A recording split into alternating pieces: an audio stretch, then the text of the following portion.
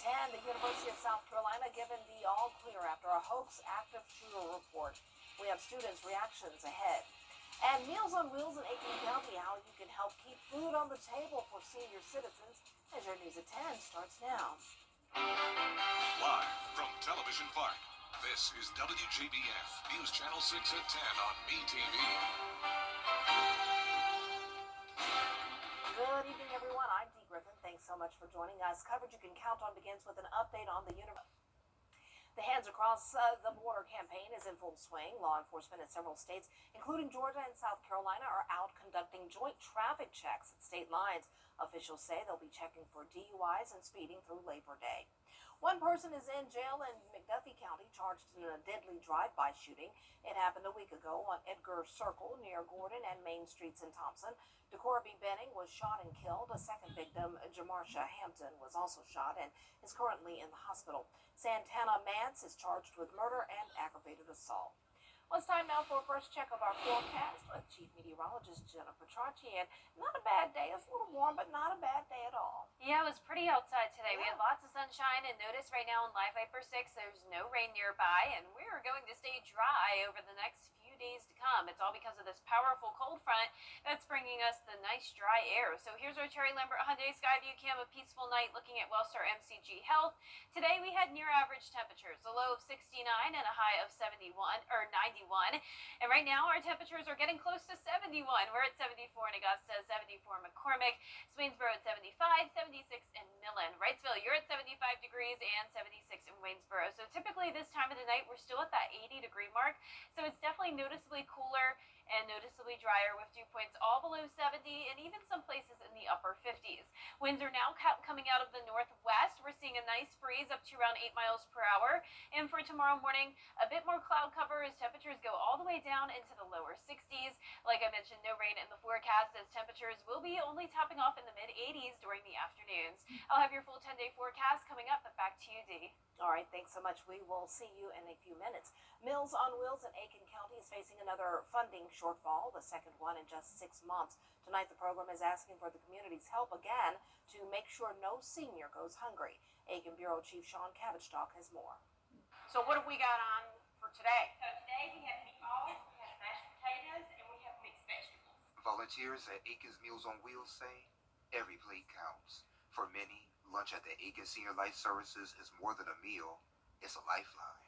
My husband is deceased, and when he was there, I had to cook all the time because I come out here and I can get food for and just sit down and talk to other people. But Meals on Wheels, which delivers those same meals to people stuck at home, is facing another funding crisis.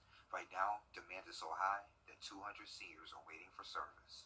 But maybe if I win the lottery, I'll just give it out to them and they can help others and me too. The community was able to raise approximately $50,000, which allowed us to finish out the fiscal year and keep that Meals on Wheels program going.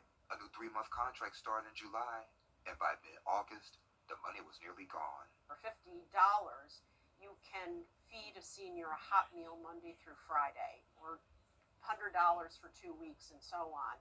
And already the community has come to our aid. The program also got a $38,000 boost from the state. The money is expected to stretch through September 30th, but demand continues to grow, especially in North Augusta, where 41% of the meals are delivered. A lot of old people need Meals on Wheels, and then when somebody go by to give them for something, sometimes they talk on their desk. They like to talk all the time. North Augusta is our newest meal site. That meal site is open Monday, Wednesday, Fridays only. The others are 5 days a week. I'd love to grow it so that more people come to that program and can participate so we can be operative 5 days a week. Meals on Wheels across the Lower Savannah region are short on funds as demand grows. If you would like to help, visit our website for details. In Aiken County, I'm Aiken Bureau Chief Sean Cabbage-Stock, WJBF News Channel 6. A local business and a nonprofit teaming up to raise money for cancer research. Paceline and Savannah River Brewing Company have launched Happy to Help beer. It's a summer blonde ale with hints of strawberry. 3 childhood best friends came together to make the project happen. All the proceeds will go directly to Paceline. It's about wellness. It's about healing. It's also meant to sort of mimic and imitate something difficult like getting cancer treatment, like infusions. So sometimes the rides or the walk, they're kind of long. So the exercise and the prep for that is very similar to the prevention that you go through in trying to treat and prevent cancer. Happy to Help beer will be available at major retailers, grocers, and package stores in the CSRA while supplies last. Well, today marks the start of temporary lane closures in Columbia County as part of the Bigger Road project in Grovetown. Contractors will be working this week to expand Horizon South Parkway from 2 lanes to 4 as one of the T-Splosh projects approved by county voters. Lane closures will be Monday through Friday along the roadway from 9 a.m. until 2:30 p.m. and nightly from 7 p.m. until 6 a.m. through Thursday. County leaders say the goal is to reduce congestion and improve traffic flow in the area. There's a lot of development going on down Horizon South and Gateway Boulevard. So there's the need to kind of continue 4 lanes all the way down into the Grovetown to improve that connectivity to that portion. And like I said as well, they're also doing some pedestrian improvements too by adding the multi-use paths on both sides of the road. There will be 1 travel lane available in each direction at all times. Engineers are expecting to finish this part of the widening project by the end of the week. A powerful fall-like cold front will be bringing us lower humidity and lower temperatures and not a whole lot of rain this week. I'll have your full forecast when we return. Danny. See me after class. Okay, so, Jennifer?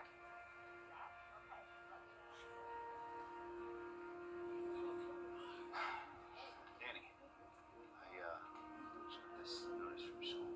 What are you talking about? This is important. You call. Danny, you can come.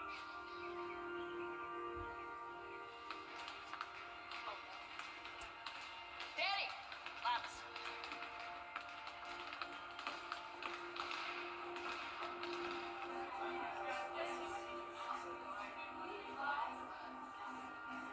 Danny! Danny! She's overdosing. When no one else knows what to do, it's gotta be you. Carry naloxone. You can save a life.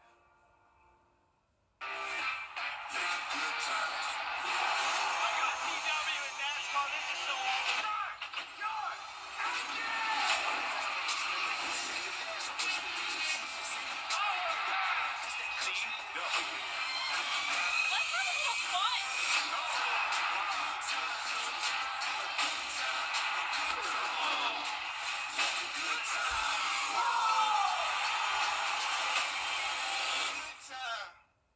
Black excellence. It's important things.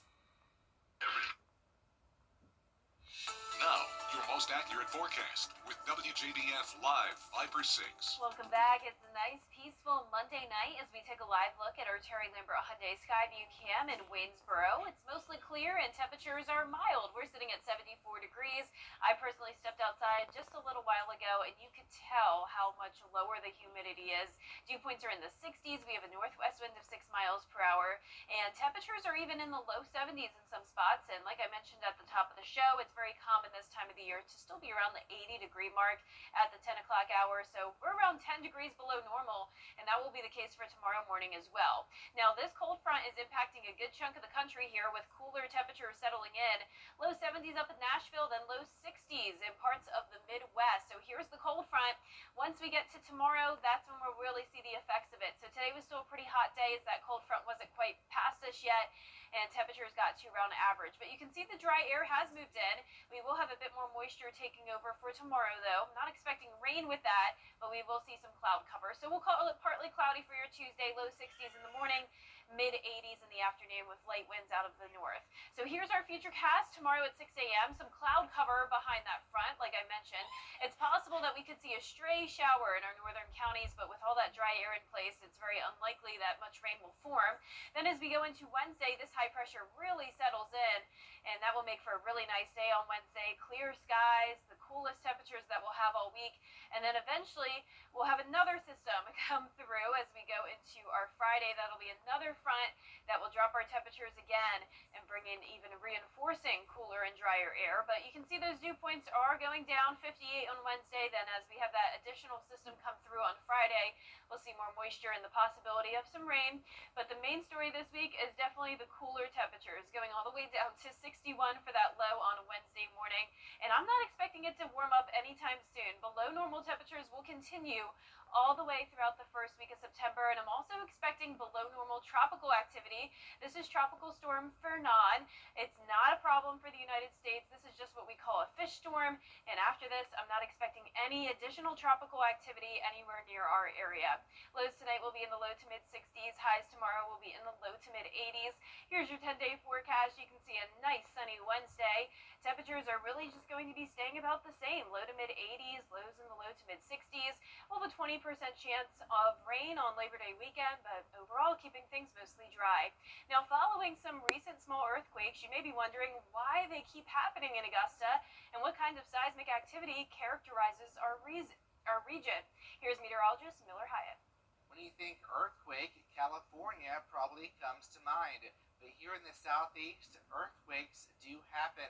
For example, we had 7 earthquakes in Greenwood County early Saturday morning, the largest being a magnitude 3.0 near Lake Greenwood. So let's break it down here. When we look at the North American plate, that is where the CSRA is located, in the middle of that plate. Our earthquakes aren't caused by the grinding of plate edges. Instead, they're what we call intraplate earthquakes, and the key is ancient history. So we have faults formed millions of years ago, and these zones of weakness can reactivate when stress builds up within the plate. And here in our area, we even have the Bel Air Fault running beneath us. So what kind of movement happens on these faults? We have reverse faults, which occur when the ground is squeezed, pushing rock layers upward. This type was significant in the powerful 1886 Charleston quake, which I will talk about in just a second. We also see strike-slip faults, where blocks of earth slide past each other horizontally. While less common for major events in our area, normal faults occur where the ground pulls apart, and that can also occur in our area, but is not as common as the others. So while we might not experience a lot of large earthquakes, the one that sticks out the most is, like I just mentioned, that 1886 Charleston earthquake, magnitude 6.9 to 7.3. It was one of the largest in the eastern U.S. history, and major damage occurred. Unfortunately, there was loss of life, and it was felt far away. So if you want a more detailed look at earthquakes occurring in our area, you can visit my blog, Beyond the Forecast, on WJBF.com. Keep summer in gear. Coming up, a new kicker joins the Fox Creek High School football team. You hear more of her story in sports. Since 19 vehicles. Check it out now at JeepCheap.com. Ram Crew 4x4s. Now 36 Ford, Thompson, Chrysler, Dodge, Jeep, Ram, Fiat makes buying easy. JeepCheap.com. You think those streaming shows are special? Well, I don't like it, because Antenna TV has always been streaming. Action. Romance. Enough already. Suspense. Drama.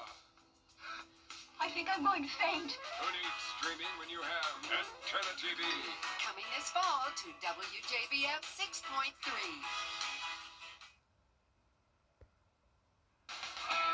Now, WJBF sports coverage you can count on.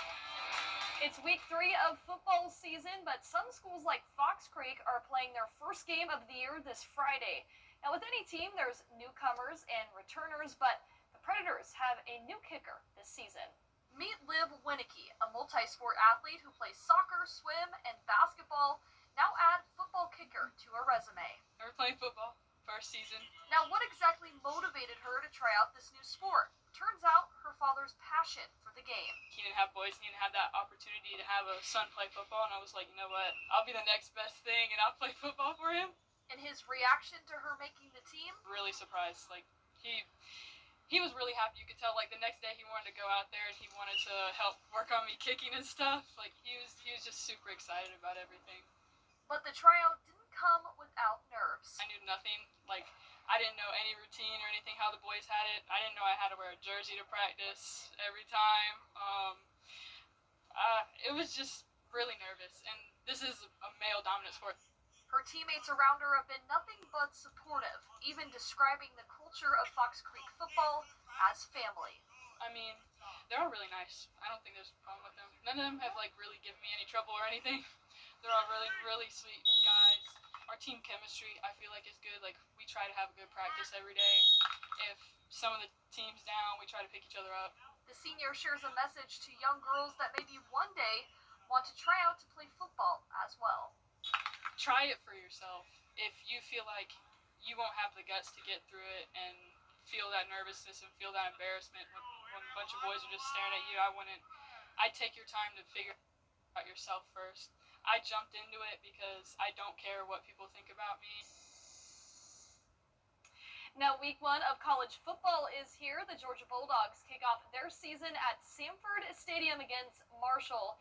Now, the Bulldogs 9-0 in season openers in the Kirby Smart era. They've also won a school record 31 consecutive games at home, dating back to 2019. That's the longest active streak in the FBS. Now, it's only the second ever meeting between the two schools, with the first matchup dating back to 2004. The Dogs, though, have a new signal caller this year in redshirt junior Gunnar Stockton, after being the backup to Carson Beck last season. Now, as for Marshall, they've got a first-year head coach in Tony Gibson, featuring 61 new players. I don't know that I've ever seen a roster that, when we write on the depth chart transfer, it's 3 deep transfer, 4 deep transfer, 3 deep transfer, all these spots. A lot of transfers. But that's more and more evident all over. Probably the first games all over the country this weekend will be a lot of guys figuring out, like, well, who's in that spot? Who's in that spot? Nobody has a clue who's in those spots. Kickoff set for Saturday, 3:30 p.m. on ESPN. That's it for sports. We'll be right back. Do you know what time it is? 800-316-7968. Call now.